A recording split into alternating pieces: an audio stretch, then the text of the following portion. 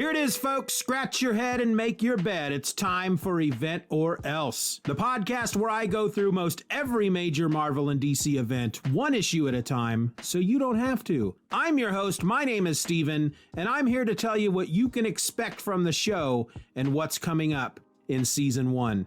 First off, I meant what I said.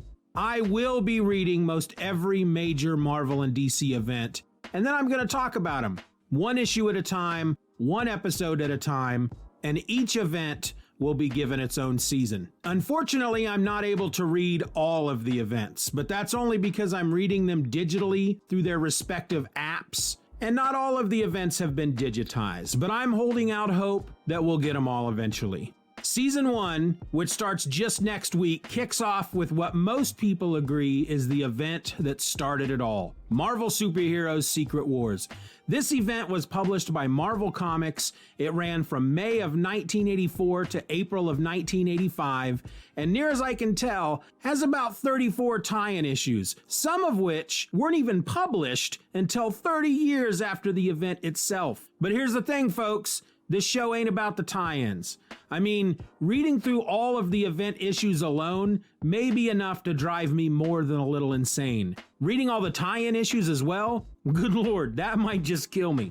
And frankly, while we're at it, I should probably define what I mean by event. Basically, I'm focusing on the line-wide events like Secret Wars, Crisis on Infinite Earths, Civil War, and Infinite Crisis. In other words, I won't be reading any events focused on a particular title, like X-Men Age of Apocalypse or The Death of Superman. Though, if I'm being honest with myself, I may break that rule every now and again. I should also clarify, these episodes won't be an in-depth study of each issue.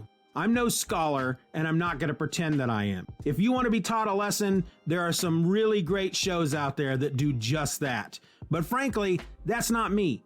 Don't get me wrong, I love those shows, and I'm super jealous that I have neither the mental faculties nor the patience to do all the research needed to create a show like that. I mean, we just have to embrace who we are, and I'm just another fanboy that loves reading and talking about comics. With Event Orr Else, each episode is going to be about 20 minutes long, and it's going to contain 3 segments.